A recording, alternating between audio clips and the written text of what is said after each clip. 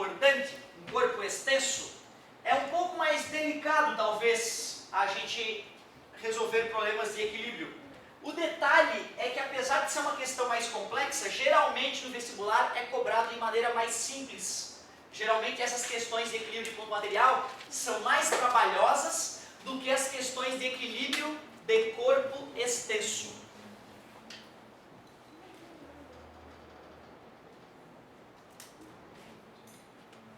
Primeira coisa importante, temos que saber que as condições de equilíbrio agora aumentaram. Antes, para o ponto material estar em equilíbrio, bastava que a força resultante fosse nula. Agora, como o corpo é extenso, o momento resultante também tem que ser nulo. Que história é essa de momento resultante? Para a gente entender o que significa isso, momento resultante igual a zero, eu preciso te apresentar uma ideia chamada de momento de uma força. Momento de uma força, meus queridos, nada mais é que uma grandeza física que mede a capacidade que uma força tem de girar um objeto. Imaginem vocês que eu tenho uma barra conectada à parede por um parafuso, de tal forma que essa barra pode girar. Eu posso pegar essa barra e girar ela em torno desse parafuso. Para girar essa barra, eu vou fazer uma força na extremidade dela, uma força perpendicular. Até porque se eu puxar a barra, eu não vou girar ela. Se eu empurrar a barra, eu não vou girar ela. Para que eu gire a barra, eu tenho que fazer uma força perpendicular ao comprimento desta barra, que nós vamos chamar a partir de hoje de alavanca. Para medir a minha capacidade de girar esta barra, basta eu calcular o momento desta força em relação ao ponto de giro, que é o produto força vezes braço de alavanca. Como, professor? Força vezes braço de alavanca. É o nome técnico que se dá à distância do ponto de aplicação da força até o ponto de giro. Braço de alavanca. Se esta força fosse oblíqua, eu teria que decompô-la antes de multiplicar força versus braço de alavanca. O que eu estou te dizendo é que esta força tem que ser oblíqua ao braço de alavanca para essa relação existir. Em alguns materiais, o sujeito vai lá e desenha a força propositalmente oblíqua. Para que eu pudesse agora usar a fórmula, eu teria que decompor a força. Só a força Fy é que gera momento. A força Fx ao puxar a barra não vai fazer ela girar. Portanto, deve ser a força Fy. Como está sem ângulo? Seno. Obrigado, amigo, pela participação. A força Fy é F vezes seno. Por isso, em alguns materiais, tu vai ver a fórmula do momento de uma força com o seno. Aquele seno só apareceu ali para facilitar a vida do aluno, ele não precisar de conforto. Qual vai ser a unidade do momento de uma força? Newton que multiplica metro. Newton-metro. Ah, entendi, professor, é que nem joule. Não. O newton-metro do trabalho de uma força pode ser chamado de joule. Este newton-metro não é joule. Não mede energia. Mede a capacidade de girar um objeto. Para ver se tu está entendendo esta ideia de momento de uma força, eu te pergunto, te peço, na verdade, uma ajuda aqui, olha só. Primeiro exemplo para a gente familiarizar com esta ideia. Imaginem vocês que eu tenho uma barra que pode girar em torno do ponto A e eu aplico duas forças nessa barra. Uma tentando fazer ela girar no sentido anti-horário, força de 20 newtons, e outra na extremidade, uma força um pouco menor, uma força 2 de 10 newtons, a metade da primeira. Porém, esta barra tem tamanhos que 2 metros é a distância do ponto de giro ao ponto de aplicação da primeira força, perpendicular, e 1 metro a mais é a distância entre a segunda força e a primeira força. Essa segunda força também é perpendicular. Tenho certeza que, para quem está atento, não é difícil calcular o momento da força 1, nem o momento da força 2, porque é só multiplicar a força vezes braço de alavanca. A força 1 foi 20 newtons e o braço de alavanca dela é 2. Portanto, o momento da força 1 dá 40 newton-metro. O valor da força 2 foi de 10 newtons. E o braço de alavanca? 3. Portanto, o momento da força 2 foi 30 newton-metro. Eu te pergunto, se eu precisasse calcular o momento resultante, que é a soma desses momentos, será que nós não teríamos que ter um certo cuidado? Um dos momentos gira a barra no sentido anti-horário e a outra no sentido horário. Então quer dizer que essas forças estão gerando momentos que se opõem. Nós temos que decidir para onde é que é positivo, para onde é que é negativo. Eu sempre, por cacuete, decido que no sentido anti-horário é positivo, assim como no círculo trigonométrico, mas não é obrigatório. Se for assim, a força 1 gira a barra no sentido anti-horário, ficou positiva a resposta. E a força 2 gira a barra no sentido anti-horário, então fica negativa a resposta. Portanto, se eu quiser calcular o momento resultante, eu vou somar o momento 1 com o momento 2, mas levando em consideração os seus sinais. O momento 2 é menos 30. Momento resultante, 10 newton-metro. O fato de ter dado positivo mostra que a barra gira nesse sentido. Se tivesse dado negativo, mostraria que a barra giraria no sentido oposto do sentido escolhido. Essa história de dizer que o momento resultante é a soma dos vários momentos que atuam no objeto, isso é chamado de teorema de Varignon. Teorema de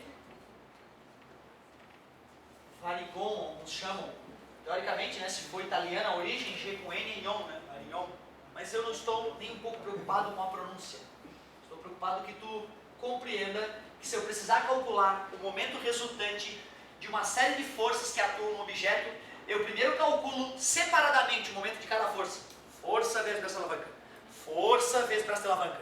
Depois só preciso ver quem é que gira para um sentido e quem é que gira para o outro. E depois basta somar os momentos respeitando os seus sinais.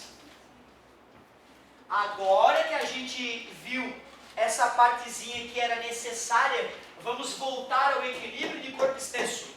Qual é a situação mais clássica do vestibular cobrar equilíbrio de corpo extenso? Vamos ao exemplo. Para que a gente consiga fazer as questões mais elaboradas, primeiro a gente tem que saber fazer a questão simples. Vamos então a um exemplo bem tranquilinho de equilíbrio de corpo extenso. Temos uma barra com massa de 20 kg e com um comprimento total de 5 metros. Um objeto de massa 30 kg está colocado a 2 metros da extremidade A. Pergunta-se, considerando a aceleração da gravidade como 10 metros por segundo ao quadrado, calcule as forças de reação no apoio A e no apoio B. Quais são as forças que o apoio A e o apoio B devem sustentar nessa situação? Se a gente aprender a resolver esse tipo de problema, equilíbrio de corpo extenso, certamente tu resolverá muitos outros nessa linha. O processo é o seguinte: tudo começa com um diagrama de corpo livre.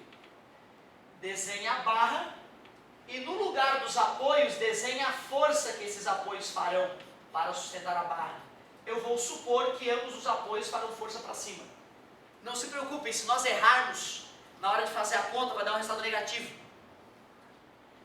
Se essa barra tem uma massa de 20 kg e a gravidade é 10, o peso é, e vai atuar bem no meio da barra, peso da barra.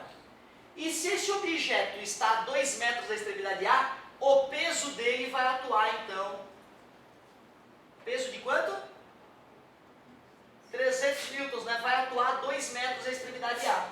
Esse peso era de 200 newtons. Posso chamar de peso da barra e peso do objeto. Diagrama de corpo livre. Eu simplesmente desenhei as forças que atuavam na barra. Esta barra não vai girar, ela está parada. Mas para eu resolver o problema, eu tenho que supor qual é o ponto de giro daquela barra. Mas professor, aquela barra não gira. Não me importa. Eu quero fingir que ela gira. Qual é o ponto que nós vamos selecionar como ponto de giro? Momento importante agora. Selecione como ponto de giro o ponto de aplicação de uma força desconhecida. Quais são as forças que eu desconheço? RA e RB. Então, ou eu vou escolher o ponto A ou o ponto B como ponto de giro. Eu sempre tendo a escolher o ponto da extrema esquerda. Eu não sou de extrema esquerda, mas eu escolho o ponto da extrema esquerda. Meus queridos, o momento resultante tem que dar zero, porque se essa barra está parada, não faz sentido ela girar nem para um lado nem para o outro, então o momento resultante é igual a zero. Qual foi o ponto de giro escolhido? Ponto A. Além de escolher o ponto de giro, nós temos que definir para onde é positivo e para onde é negativo. Como eu já disse anteriormente, eu, por cacuete, decido que o sentido anti-horário é positivo. Então o sentido horário é negativo. Se tu quiser fazer o contrário, vai dar o mesmo resultado, por incrível que pareça. Se eu estou vendo 4 forças, eu suponho que o momento dessas 4 forças somadas tem que dar 0. O momento da força RA mais o momento da força PO, mais o momento da força PB, mais o momento da força RB, tem que dar 0.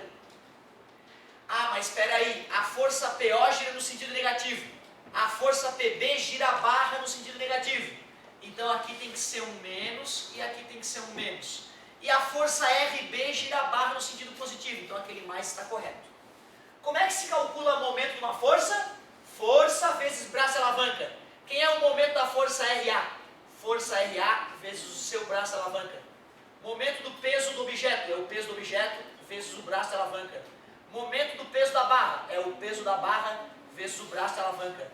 Momento do RB é o valor do RB vezes o braço de alavanca dele. Isso tudo somado tem que dar 0. Eu já sei o valor de RA? Não. Qual é a distância do RA até o ponto A? 0. O peso do objeto eu já sei que é 300. E qual é o braço de alavanca? 2. O peso da barra é 200. E qual é o braço de alavanca do peso da barra? 2,5. Eu tenho que considerar que a barra é homogênea, que o peso atua bem no meio. 2,5. Menos o caramba, mais RB vezes, qual é o braço de alavanca do RB? É o tamanho da barra toda, 5. Muito obrigado pela participação. Igual a 0. 0 vezes qualquer número dá 0. 2 vezes 300, 600, menos 600. 2 vezes 2,5 é 5, menos 500. Mais 5RB é igual a 0. Menos 600 com menos 500? Menos 1.200, menos passa? Mais, né? Então vai ficar 5RB é igual a 1.100. Menos passou mais. Está multiplicando, passou? Dividindo 1.100 dividido para 5? 220 newtons. Descobri a força que atua no apoio B. Agora, como é que eu posso fazer para descobrir a força que atua no apoio A? Parabéns! Eu poderia muito bem fazer o momento resultante em relação ao ponto B igual a 0. Só que daria todo esse trabalho chato pra caramba. Muito melhor é usar a dica do amigo e lembrar que a segunda condição de equilíbrio do corpo extenso, além do momento resultante ser 0, é a força resultante ser 0. Se eu digo que para cima é mais e para baixo é menos, as forças que atuam para cima, RA mais RB, menos as forças que atuam para baixo, PO e PB, tem que dar 0. Como eu conheço todas essas forças menos uma, vai ser fácil calcular o RA. O RB deu 220.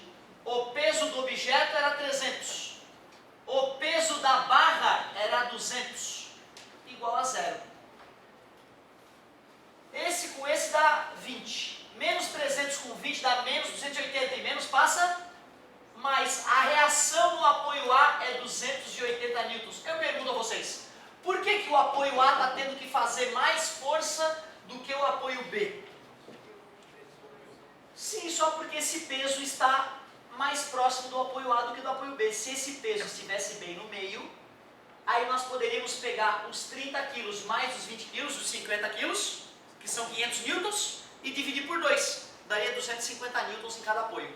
O fato de o peso de 30 kg, da massa de 30 kg, estar mais à esquerda, faz me faz concluir que a força atuando no apoio B tem que ser menor que 250, 220. E que a força executada pelo apoio A tem que ser maior que 250, que foram os 280 calculados. Faz sentido.